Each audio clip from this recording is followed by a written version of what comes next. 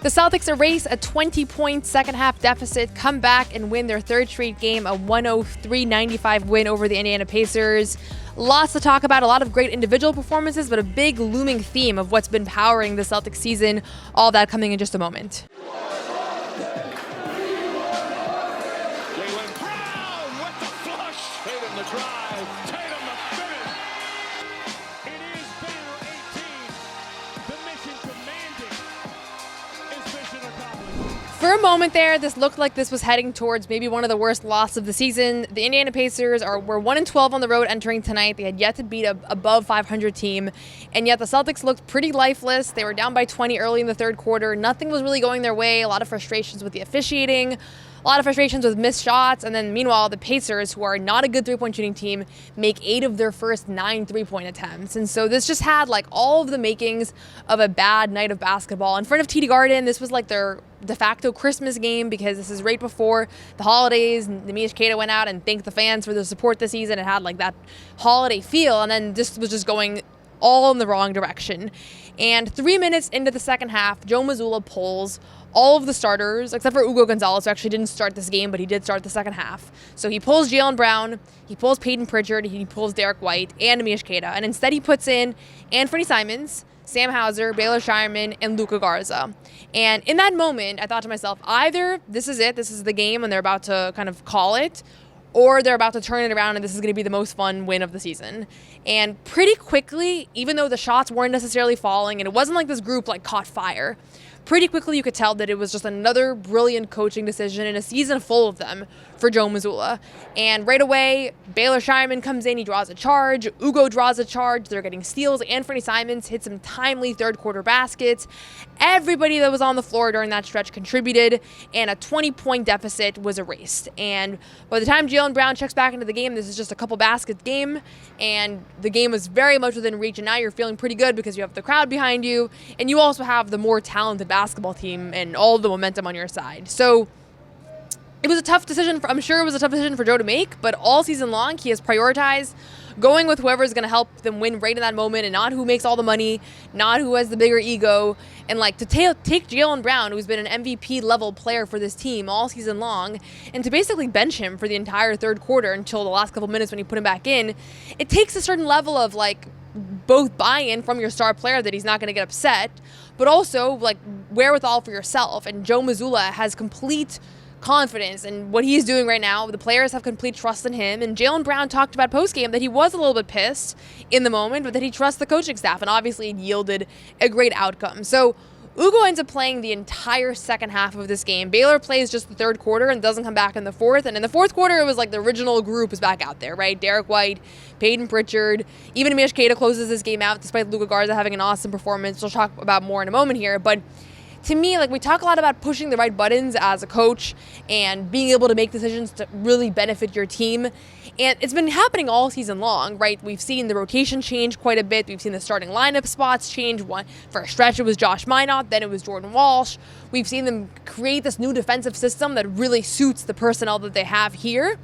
And then we've also seen somebody like Jaylen Brown come into the season like totally motivated and bought in and excited by the opportunity. And I don't want to always be like, oh, it's thanks to the coach or thanks to the coach, because these guys are adults and they're professionals and they deserve credit for their own performance. And Brad Stevens deserves some credit for bringing these players to the Celtics and for signing guys like Luka Garza that cannot play for a month and then come in and play the way that he has in the last few games. But you also do have to tip your cap to Joe and to the job that he has done this season. And we're talking about him now as like an early Coach of the Year candidate.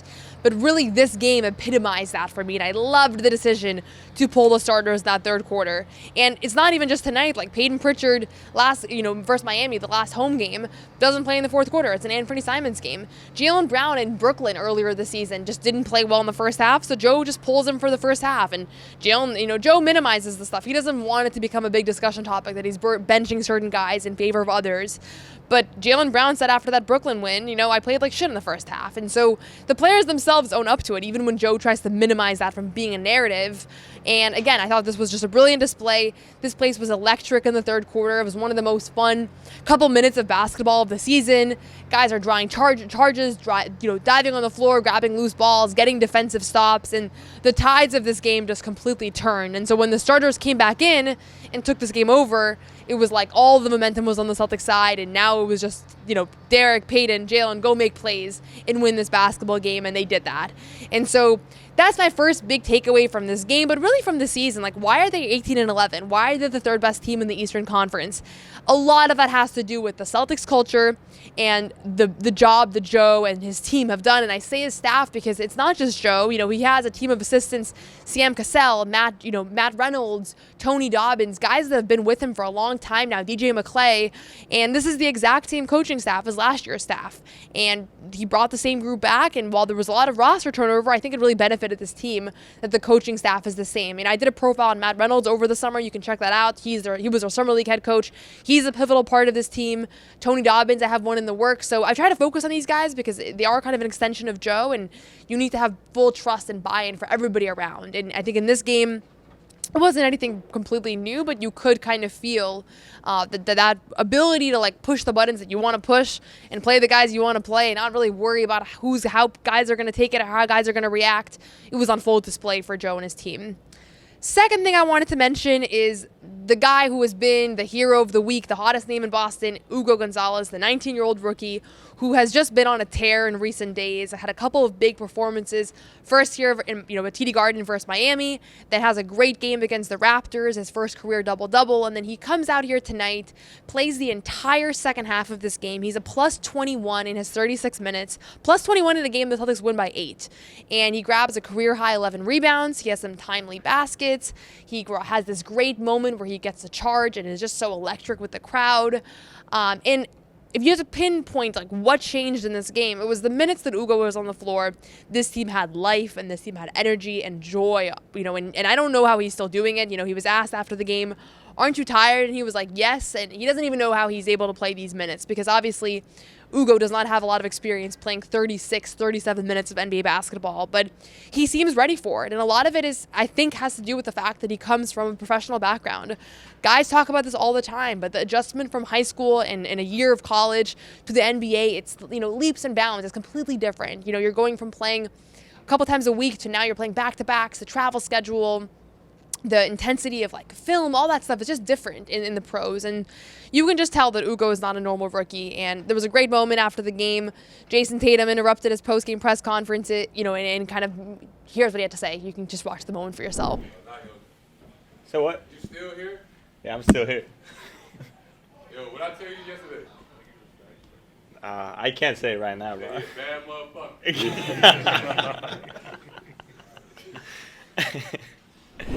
But yeah, I thought this was awesome, and you can tell that he has the stamp of approval from everybody around him. He's beaming, he's loving life, he's loving playing with his team.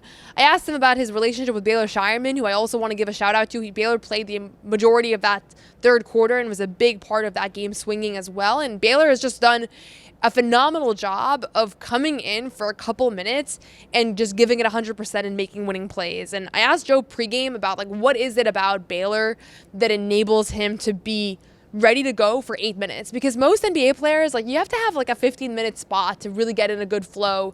Baylor's shooting really efficiently. He's 45% from 3 on the season, despite the fact that he's barely playing, but he is in the rotation every single night. This is not a guy that's getting DNPs. He has a handful of DNPs all season long. So despite the logjam of talent in that forward position between Hugo and Jordan Walsh and Josh Minot, and they've all done things to warrant being on the floor, Baylor has somehow warranted these opportunities. You saw in the fourth quarter versus the Raptors, he comes in and gets 2 steals, gets a charge, has that great pass to Hugo.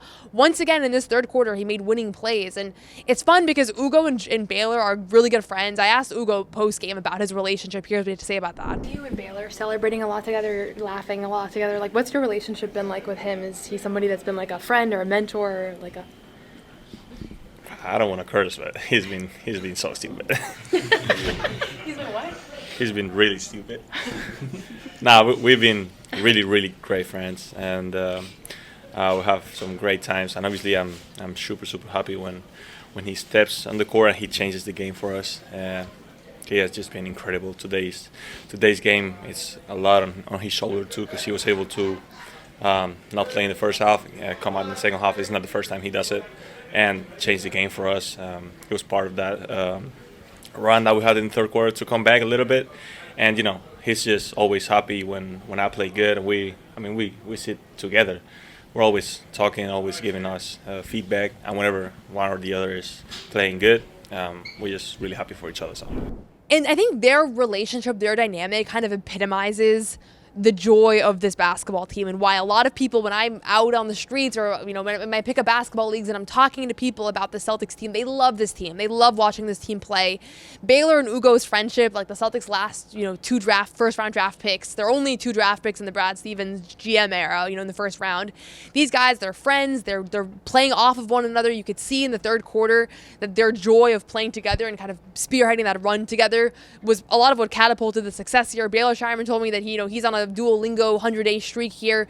He's learning Spanish. They have their lockers together, and so there's been a lot of that on this team. I think a lot of joy, a lot of young guys that are just so excited to have these career moments. They're setting new career highs every night. Hugo set his career high in rebounds on Friday versus the Raptors, or Saturday versus the Raptors, and now he sets a new career high, 11 rebounds Monday night against the Pacers. So it's like this is the moment of his career where he's just one-upping himself, playing 37 minutes, and I can't help but think, I said this before, the last couple of podcasts, I feel like I'm just echoing the same sentiment, but this is a guy who is going to be a pivotal part of the next Celtics championship team. That's the feeling that I have watching him play, and honestly, it might be sooner than we think, because his time is more now than I realized. Like, I thought this guy was going to be a long-term project, and like the ceiling maybe was really high, but he's doing it already in December. It's not even like the season's ended. This is the first half of the season, and he's already playing at a very elite level. The other guy I wanted to give a shout out to is Luka Garza, who I'm just fascinated by the way this has played out. Luka Garza has not played a lot in the NBA prior to signing with the Celtics. This is his 5th year in the NBA. And early on, it looks like he's going to be a 15-minute-a-game guy, maybe a 20-minute-a-game guy. And you can see he has some strength to his game, right? He's setting great picks. The main thing about him is that he's crashing the offensive glass, and he's just super effective at that. And honestly, it's kind of uncanny the way that he can draw offensive rebounds and draw fouls when he's crashing the glass, which is something that he doesn't get credit for in the box score. But when he is, causing havoc there, when a shot goes up and somebody fouls him, that gives the Celtics possession and also puts the other team in foul trouble, which is a really good thing as well. So Luka, I should say, has been awesome. And what's most impressive to me is that there was a couple weeks here where he was just DNP night after night, and it was almost like he wasn't even an option. Joe was going with Josh Minot at the 5. He was playing Nemi heavier minutes. Amari Williams comes in here the day before Thanksgiving and plays 15 minutes. Luka Garza's on the bench for this game. He doesn't play. And now the last couple of games, Luka checks into this one 4 minutes into the ball game, and he was instrumental, and he ends up playing more minutes than Keita, which I don't think is going to be like foreshadowing for how the season's going to go. But in this game, once again, he had a heavy hand in turning this game around. Plays 26 minutes, just does a lot of great things on the floor. And the fact that he knew his number was going to be called eventually, and he just stayed ready, stayed confident, it's a credit to him. It's a credit to Brad Stevens for signing him and identifying a guy who was going to be able to withstand the ups and downs of rotations and opportunities. But it's also a credit to Joe Mazzulla for knowing, okay, you know what? We need to change something up here. Let's go with Luka Garza again. And that was an awesome decision that obviously paid dividends in this win. And I don't know what kind of role Luka is going to have here when the year is all said and done. Like, is he going to be a guy that's playing 15 minutes a night or not? But the point is that Joe is pushing the right buttons, and guys are responding when their number is called. And Luka's performance tonight, and also on Saturday versus the Raptors when he grabbed a ridiculous 9 offensive rebounds, just kind of epitomizes the fact that this depth is not for nothing. He's not just saying we have 15 guys that can impact winning. He's showing us that. And it's one thing to say it, like stay ready has been the mantra for this team in recent years, but it's just different now because of the opportunities presented, because there's a level of like kind of quality among the talent here. Like, I don't think that one guy is 10 times more talented than the other or more proven, so it's easier for guys to kind of fight for these minutes. Just want to give a quick shout out to our friends over at PrizePicks. The holiday season, the best time of the year for sports, bowl games, basketball matchups, playoff pushes. It is all happening at once. And while you and I are here making decisions every day, what gifts to buy, what to eat, which game to watch, there's one place where it feels good to be right. PrizePicks. PrizePicks is available in California. It's available in Massachusetts, I downloaded the app. I've been playing ever since, and it's particularly fun to pick basketball players. Obviously, there have been a ton of players that are having career years between the Celtics, Jaylen Brown. Somebody who's really stood out to me is Austin Reeves, Josh Giddey in Chicago, also having a monster season. PrizePicks now has early payouts. If your lineup gets off to a hot start, you may now have the option to cash out those winnings before the game even finishes. On PrizePicks, how you play is up to you. If you want flexibility, choose FlexPay where you can get paid even if one of your picks misses. And if you want the biggest payouts, go for the power play. No matter your play, PrizePicks is a great way to put your takes to the test. Download the PrizePicks app today and use code CLNS to get $50 in lineups. After you play your first $5 lineup, that's code CLNS to get $50 in lineups after you play your first $5 lineup. PrizePicks, it's good to be right. The last thing that I wanted to say here is that Derek, Peyton, and Jaylen and Nimi were benched for that third quarter. And Jaylen in particular, I'm sure it's a little bit of an ego bruise because he's like, listen, I'm the guy that's been scoring 30 points a night every single night, and we come out and we have a couple bad minutes, and now we're hanging it up and we're just calling it a game. And he said it himself, right? Like, he was pissed that this happened. And he comes out in the fourth quarter and he just takes the game over. He scores 14 points in that stretch. The 3-point shot that he hit in the corner was probably the dagger that really solidified this one. But he was attacking the basket at will. He was grabbing some defensive rebounds. He was jumping higher to grab rebounds than I've seen him jump in months. And I think that he was kind of shot out of a cannon after being benched and took it the right way and responded by playing some excellent basketball in that fourth quarter. So what it says to me is now Jaylen scored 30-plus points in 10 of 11 games. He is just as consistent as any player in the NBA. He's in like the SGA camp of like, he's good for 30, right? He's good for 30. He's going to give you that. He's averaging, I think, almost 30 points a game now on the season. Career highs across the boards in shooting, assists, rebounds, everything. Like, he's just been awesome. I've said it a million times this season. I'm going to keep saying it because it does bear repeating. But what I loved about this one is that when you have to come back from being down 20 in the second half, which is very doable in the NBA today. As exciting as it is to be in the building for it, as exciting as it is for the fans and all that, like, it's not like a ridiculously difficult thing to do in the scheme of things because it just happens all the time, right? And so Baylor, Anthony, Hugo, Luka, they're the reason why this game turned around, but they're not going to play, that group is not going to play the entirety of the second half. Like, Sam Hauser's not going to hit 14 points in the fourth quarter. I mean, he did it last home game, but that's not the way that this game is probably going to go. At the end of the day, you need your star player to carry you through the finish line, right? Like, coming back from down 20 has multiple stages and multiple parts. And there's the stage where it's like, okay, we have to build some momentum, show some signs of life, cut a 20-point deficit to 10. And then there's like, you know what? Now we're in a close game with 3 minutes to go. I think it was tied with like 3 or 4 minutes to go. Now we got to win. And Jaylen Brown basically says, okay, let's take over mode. And he takes this game over. And that 14 points in the fourth quarter, I think he finished with 31. So almost half of his points were in that final period. That's what your superstar does. And again, there was a lot of doubts. Does this team even have a superstar with Jason Tatum sidelined? And the truth is they have two. And one of them is currently sidelined with an Achilles rupture recovery. And hopefully he'll be back soon. Hopefully he'll be back this season. But in the meantime, there is another superstar on this roster who is a relatively proven player. I mean, very proven player, right? Finals MVP, 4-time All-Star, shoe-in for his 5th. I think he'll be a starter this season for the first time. But just another night where when they needed him, his number was called in the fourth quarter and he delivered. And he just solidified this win. You know, I don't know that they pull this one out because sometimes you see teams make a comeback and they have all these great momentum plays and the crowd's getting juiced up, but then you don't close it out. Like, that happens all the time. I watch a ton of League Pass where you see the exciting part of the comeback, the momentum, the deficit being trimmed, but then you run out of steam. And here, Joe did turn back to his proven players. I mean, Derek White had an underrated game here, 19 points for him, hit some timely ones. Joe called those guys numbers and ultimately they delivered, and really that was headlined by Jaylen Brown. So it's 3 straight wins for the Celtics. You know, they've now, after starting the season 0-3, they've now won 18 of their last 26. They rank up amongst the league's best teams in offensive rating. I think they have the best offensive rating at home of any team in the league. I saw that right before I started recording, so hopefully that's accurate. But they rank near the top of the league in net rating, offensive rating. Their expected defense and their points allowed is really high as well. So if you just look across the board, like, who are the really good teams in the NBA right now?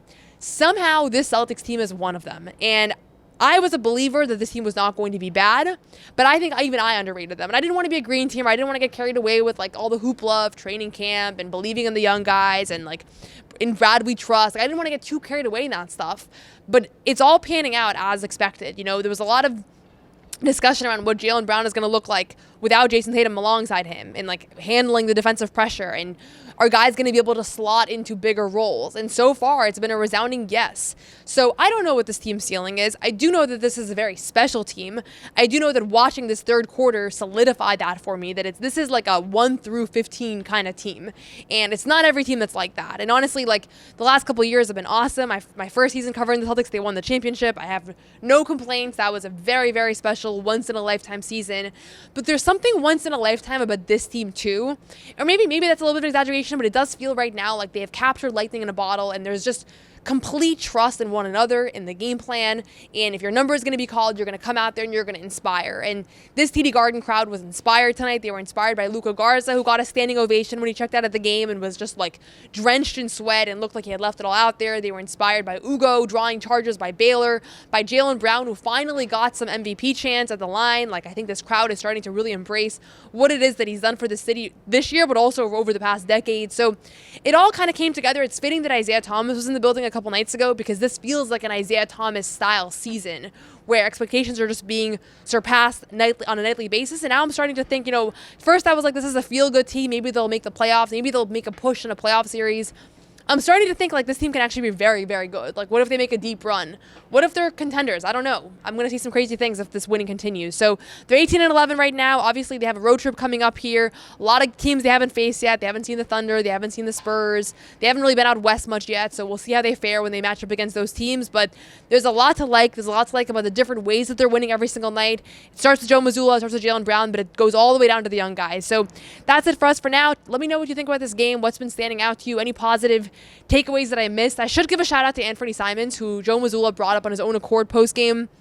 Basically said this guy's been flying under the radar, but he's really improved his defense, hit some timely baskets, and this one was really impactful over the last couple weeks. And he's actually leading the NBA in plus-minus for the entire month of December of any player. So credit to him for being out there for a lot of high-value, high-impact winning. So check out all of our post-game press conferences. Check out some stand-ups with Bobby Manning as myself, our full-length, almost 2-hour show after this win, the full Garden Report show. Subscribe, leave a like, leave a comment. Let me know what you're thinking, and we'll have some more coverage coming soon as the road trip begins.